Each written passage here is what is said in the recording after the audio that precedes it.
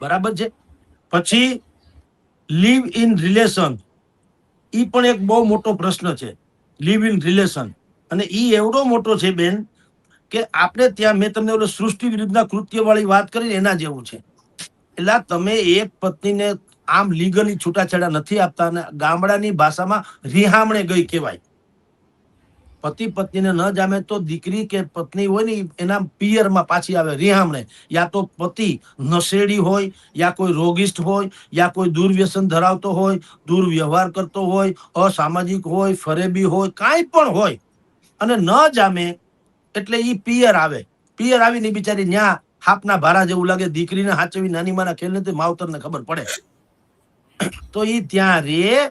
અને ઓલો ભાઈ લીવ ઇન રિલેશન તરીકે એની ઈચ્છા પડે એની યારે મૈત્રી કરારથી રે, પાછો બધા જે લગ્નમાં સંબંધ બાંધવાની વાતો છે એવા પાછા બધા સંબંધ બાંધે. એટલે લીવ ઇન રિલેશન, આમ એને શબ્દ ગુજરાતી થાય છે મૈત્રી કરાર. તો મૈત્રી કોને કહેવાય? મૈત્રીમાં શારીરિક શોષણ હોઈ શકે ખરું? એને મિત્ર કહેવાય? જેન્ડર ઇક્વાલિટીમાં આપણે સ્ત્રી અને પુરુષ મિત્ર હોઈ શકે, એમાં ના નહીં, પણ મિત્રનું ગુજરાતી શું થાય? પતિ પત્ની થોડી થાય. મિત્રનું ગુજરાતી પતિ થોડો થાય.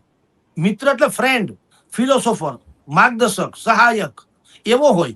એમાં આ ક્યાં વાત? એને બદલે તથાકથિત મૈત્રી કરારના નામે એક જ મકાનમાં પતિ પત્નીની જેમ રહે, સંતાનોય થાય એને, બોલો. અને પછી નથી જામતું તો નોકરીમાં કોન્ટ્રાક્ટ રદ થાય, એમ ચાલો છૂટા પાકમાંથી હાલો. તો ક્યાં જાય દીકરી કે જે મૈત્રી કરાર તરીકે રહ્યું હોય ઈ અને એના સંતાન ક્યાં જાય? મને કયો. આ તો આપણામાં હલાલા પ્રથા જેવું થાય, તો એકથી વધુ પત્નીત્વ વાળી વાતો થઈ. હવે એને કાયદાનું સ્વરૂપ મળેલું, લીવ ઇન રિલેશન. બોલો, ઇંગ્લિશ બોલો એટલે પાછું એમ કે બધું વાંધો ન આવે. આપણે ત્યાં તો પ્રોબ્લેમ એવું છે ને, અંગ્રેજી શબ્દ આવી જાય ને એટલે તમે એને જાણે કેમ લીગલી ગણી શકાય. તમે અમુક ગુજરાતી શબ્દ બોલો તો તમને ના પાડે કે એવું તમારે ન બોલાય જાહેરમાં. અને પોર્ન ઇન્ડસ્ટ્રીઝ એમ કહો તો વાંધો નહીં, બોલો. તો વાત તો એનો છે, પણ તમારે આમ ઊંધે કાને કરવાનું. ઇંગ્લિશ બોલો એટલે કઈ વાંધો નહીં, બોલો.